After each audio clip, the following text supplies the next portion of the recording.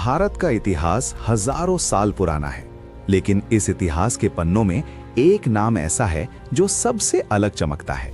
एक ऐसा राजा जिसका साम्राज्य आज के भारत, पाकिस्तान, अफगानिस्तान, नेपाल और बांग्लादेश तक फैला हुआ था। दुनिया उसे अपनी तलवार की ताकत के लिए जानती थी, लेकिन इतिहास उसे उसकी शांति के संदेश के लिए याद करता है। नमस्कार, आज हम बात करेंगे मौर्य वंश के तीसरे और सबसे महान शासक, देवानाम प्रियदर्शी सम्राट अशोक की। वो शासक जिसने दुनिया को बताया कि असली विजय हथियारों से नहीं बल्कि धम्म से जीती जाती है। लेकिन धम्म अशोक बनने से पहले वो चंड अशोक कैसे थे, आइए जानते हैं। 304 ईसा पूर्व में जन्मे अशोक सम्राट बिंदुसार के पुत्र थे। हालांकि वो राजा बनने की पहली पसंद नहीं थे। बिंदुसार अपने बड़े बेटे सुसीम को राजा बनाना चाहते थे, लेकिन अशोक बचपन से ही एक कुशल राजनीतिज्ञ और निडर योद्धा थे। इतिहासकारों के अनुसार जब तक्षशिला में विद्रोह हुआ तो अशोक ने उसे बड़ी कुशलता से शांत किया। बाद में वे उज्जैन के राज्यपाल भी रहे, लेकिन 272 ईसा पूर्व में बिंदुसार की मृत्यु के बाद सत्ता का संघर्ष शुरू हुआ। बौद्ध ग्रंथों जैसे दीपवंश और महावंश में कहा गया है कि अशोक ने अपने 99 भाइयों की हत्या करके सिंहासन प्राप्त किया था। हालांकि ये संख्या अतिशयोक्ति हो सकती है, लेकिन यह सत्य है कि उनका राज्याभिषेक खूनी संघर्ष के 4 साल बाद 269 ईसा पूर्व में हुआ। उस समय अशोक का केवल एक ही लक्ष्य था, संपूर्ण भारत पर एक छत्र राज। सिंहासन पर बैठते ही अशोक ने दिग्विजय की नीति अपनाई, लेकिन दक्षिण के रास्ते में एक स्वतंत्र राज्य था, कलिंग। कलिंग न केवल व्यापारिक दृष्टि से महत्वपूर्ण था, बल्कि उसकी सेना भी शक्तिशाली थी। अपने राज्याभिषेक के 8वें वर्ष यानी 661 ईसा पूर्व में अशोक ने कलिंग पर आक्रमण कर दिया। ये प्राचीन भारतीय इतिहास का सबसे विनाशकारी युद्ध था। अशोक के 13वें शिलालेख में इस युद्ध का वर्णन मिलता है।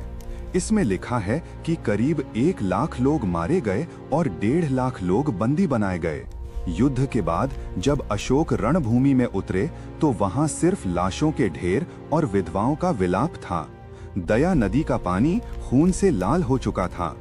इस दृश्य ने उस क्रूर विजेता को अंदर से तोड़ दिया। उनकी तलवार तो जीत गई थी, लेकिन उनका मन हार गया था।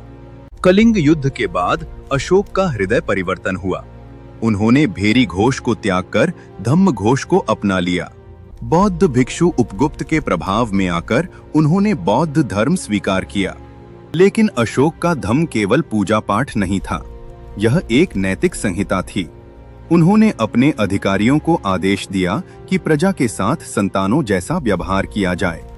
अशोक इतिहास के पहले ऐसे राजा थे जिन्होंने जानवरों की हत्या पर रोक लगाई, सड़कें बनवाईं, कुएं खुदवाए और मनुष्यों के साथ साथ पशुओं के लिए भी चिकित्सालय खुलवाए।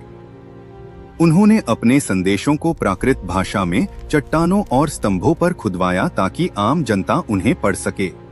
ये शिलालेख आज भी हमें अफगानिस्तान से लेकर कर्नाटक तक मिलते हैं। अशोक ने शांति का यह संदेश केवल भारत तक सीमित नहीं रखा।